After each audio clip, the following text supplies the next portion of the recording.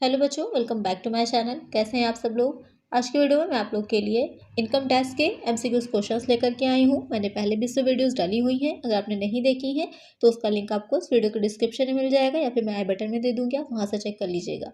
इसके अलावा आपको मेरे चैनल पर कॉस्ट अकाउंटिंग है, मैनेजमेंट अकाउंटिंग है, इकोनॉमिक्स है, स्टैटिक्स है और भी सब्जेक्ट की एमसीक्यूज वीडियो मिल जाएंगी। अगर और किसी सब्जेक्ट पर आप एमसीक्यूज वीडियो चाहते हैं तो सब्जेक्ट का नेम मुझे कमेंट कर दीजिएगा।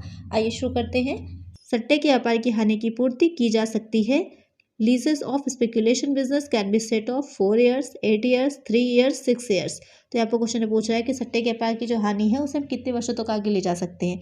तो उसे हम 4 वर्षों तक ही आगे लेकर जा सकते हैं। तो करेक्ट आंसर क्या होगा हमारा? Option A. नेक्स्ट क्वेश्चन है, ताश के खेल से हानि की पूर्ति की जा सकती है। Loss of card game can be set off from income of card game, lottery income, income from other sources, none of this.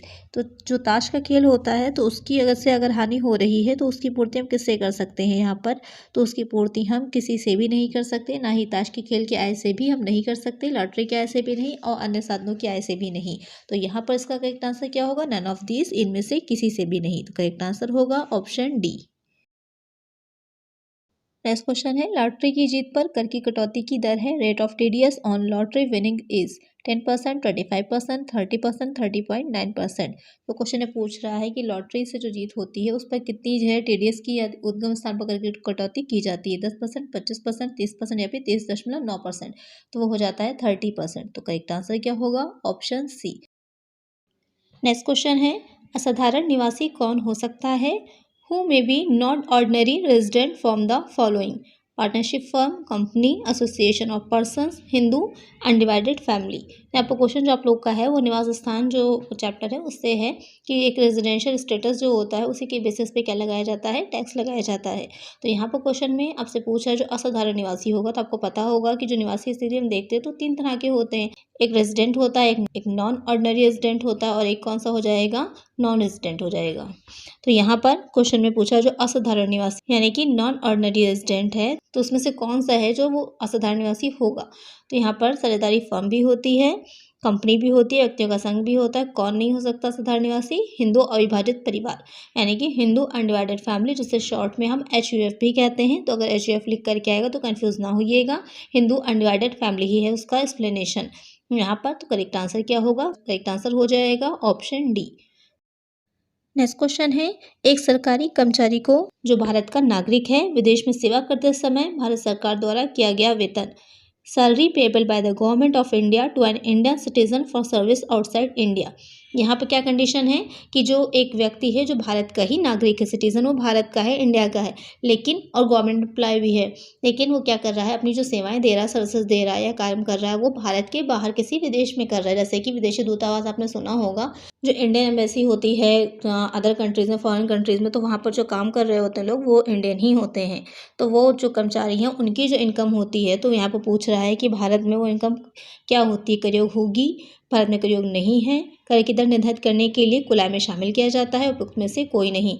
Is taxable in India, is not taxable in India, is included in the total income for the rate purpose only, none of this. तो यहाँ पर आपको बताना है कि इस तरह जो उनकी इनकम हो रही है वो भारत में क्या है? तो भारत में क्या होती है? वो टैक्सेबल होती है। तो यहाँ पर करेक्ट आंसर क्या हो जाएगा? Option A. नेक्स्ट क्वेश्चन है, निवास स्थान के आधार पर करदाताओं को किन भागों में बांटा गया है? What are the classes of an assessee on the basis of their residence? Indian and foreigners, resident Indians and non resident Indians, resident non ordinary, resident and non resident person, firm and companies. तो अब आपको बताना है कि जो निवास स्थान होता है, अभी जैसे मैंने पहले के क्वेश्चन में आप लोग को बताया था कि जो करदाता जो होंगे वो 3 तरह के होते हैं। वो कौन से हो जाएंगे? जो निवासी होगा, असाधारण निवासी और अनिवासी, resident, non ordinary resident and non resident. Correct answer क्या हो जाएगा? ऑप्शन सी।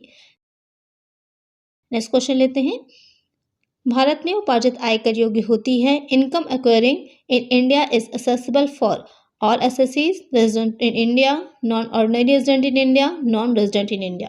क्वेश्चन में पूछ रहा है कि कोई को जो आय होगी वो भारत में उपार्जित है। तो यहाँ पर आपने पढ़ा होगा 2 पॉइंट होते हैं, एक उपार्जित होती है और प्राप्त हुई समझी जाना। 2 पॉइंट आप लोगों ने पढ़े हैं जो कि जो है इनकम हम निकालते हैं कि अलग-अलग जो निवासी साधारण निवासी, अनिवासी हैं, उनमें टैक्सेबल किस तरह से होगी। तो ये देखा जाता है कि प्राप्त हुई है या फिर उपार्जित हुई है। तो अगर कोई इनकम है जो भारत में उपार्जित है तो वो सभी तरह के करदाताओं के लिए क्या होती है, टैक्सेबल मानी जाती है। तो करेक्ट आंसर क्या हो जाएगा यहाँ पर? Option A, all assessees. Next question लेते हैं। निवास स्थान के आधार पर करदाताओं को कितनी श्रेणियों में विभाजित किया जाता है? On the basis of residence the assessees are divided into how many categories. तो यहाँ पर कितनी कैटेगरीज में बांटा गया है? तो आपको पता ही है 3 तरह की हैं। तो करेक्ट आंसर क्या हो जाएगा? Option B, 3। नेक्स्ट क्वेश्चन है, पाकिस्तान में कृषि से आय कर योग्य है। Agriculture income in Pakistan is accessible for resident, non ordinary resident, non resident, not taxable. यहाँ पर आपको बताना है कि जो एग्रीकल्चर इनकम है वो पाकिस्तान में कर योग्य है।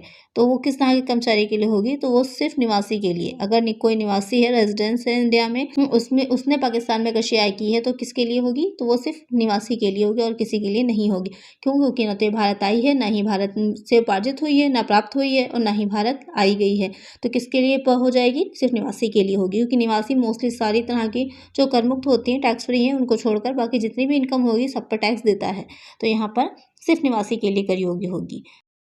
नेक्स्ट क्वेश्चन है, एक भारतीय नागरिक जो गत वर्ष में रोजगार हेतु विदेश जाता है, निवासी के लिए भारत में कम से कम ठहरना होगा यदि उसकी कुल आय गत वर्ष के दौरान 15 लाख रुपए तक हो।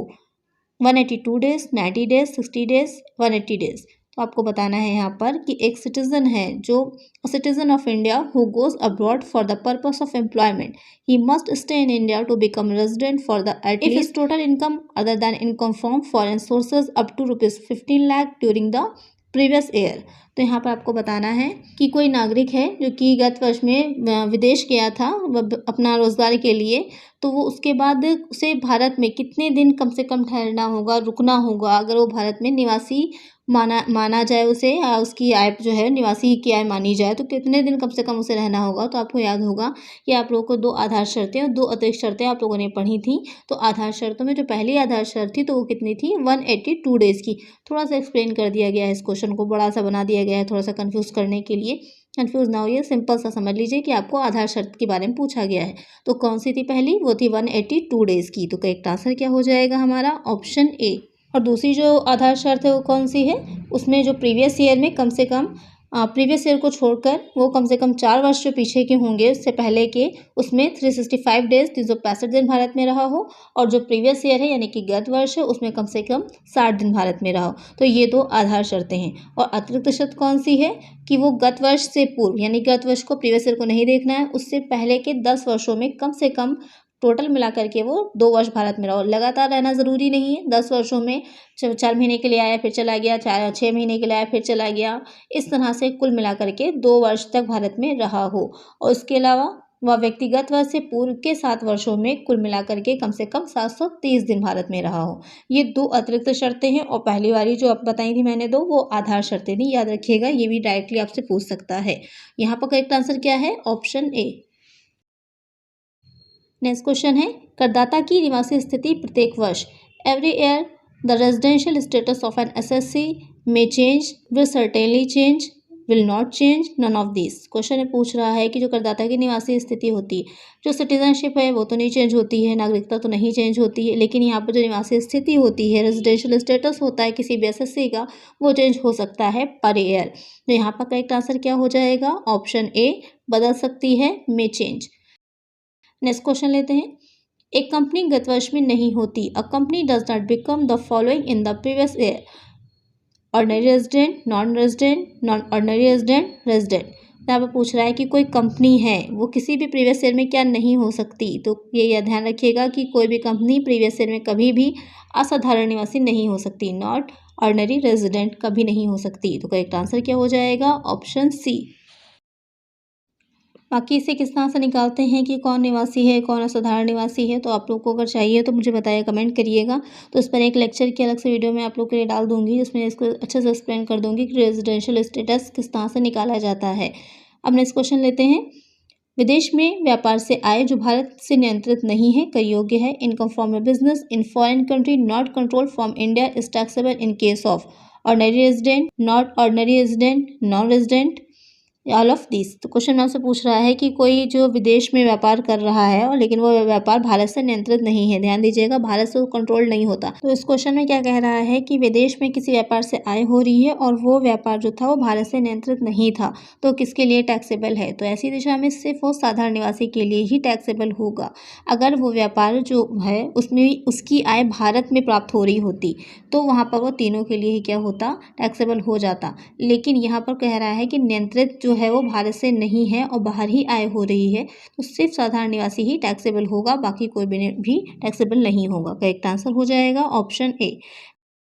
नेक्स्ट क्वेश्चन लेते हैं। भारत में निवासी के लिए कर योग्य आय नहीं है। Income not taxable in case of resident in India.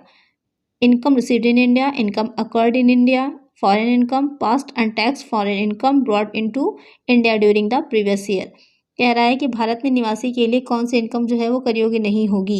ये कोई व्यक्ति भारत में निवासी है तो उसके कौन से इनकम पर टैक्स उसे नहीं देना है। भारत में प्राप्त इनकम देना पड़ेगा, भारत में उपार्जित है इस पर भी देना पड़ेगा, विदेशी आय है तब भी देना पड़ेगा। लेकिन जो भूत की बिना कर लगी हुई विदेशी आय है उस पर उसे टैक्स नहीं देना पड़ेगा। यहाँ पर प्रेजेंट की बात हो रही है, भूत की नहीं हो रही। सिर्फ हमें प्रीवियस ईयर को देखना होता है कि जो प्रीवियस ईयर में उसकी इनकम है वो कितनी है, उसी के अकॉर्डिंग टैक्स हम लगाते हैं। कोई और उससे प्रीवियस ईयर से पहले की उसकी इनकम है तो उस पर टैक्स नहीं लगाया जाएगा। करेक्ट आंसर क्या हो जाएगा, ऑप्शन डी। नेक्स्ट क्वेश्चन है, पेरिस में कमाई गई एवं वहीं प्राप्त आय किसके लिए भारत में कर योग्य है। Income accruing in Paris and received there is taxable in India in the case of for resident and ordinary resident only, for both resident and ordinary resident and resident but not ordinary resident, for both resident and not resident, for all resident not ordinary resident and non resident. तो आपको बताना है कि कोई income है जो कि Paris में ही कमाई गई थी और वहीं प्राप्त हुई है, तो वो भारत में किसके लिए कर योग्य होगी, यानी कि वो भारत नहीं आई है, सिर्फ पेरिस में ही कमाई गई है, वहीं प्राप्त भी हुई है, तो किसके लिए होगी आपको पता ही है, निवासी एवं साधारण निवासी के लिए, for resident and ordinary resident only, और किसी के लिए टैक्सेबल नहीं होगी। करेक्ट आंसर होगा ऑप्शन ए। तो आज की वीडियो में इतना ही, मिलते हैं नेक्स्ट वीडियो में कुछ और नए क्वेश्चंस के साथ। अगर वीडियो अच्छी लगी है तो वीडियो को लाइक करिए, चैनल पर नए हैं सब्सक्राइब नहीं किया है तो जल्दी से चैनल को सब्सक्राइब कर दीजिए और फ्रेंड्स के साथ शेयर भी कर दीजिएगा इसी तरह की और अच्छी वीडियोज़ के लिए। और किसी तरह कोई क्वेश्चन हो तो मुझे कमेंट जरूर करिएगा। मिलते हैं नेक्स्ट वीडियो में। Thank you.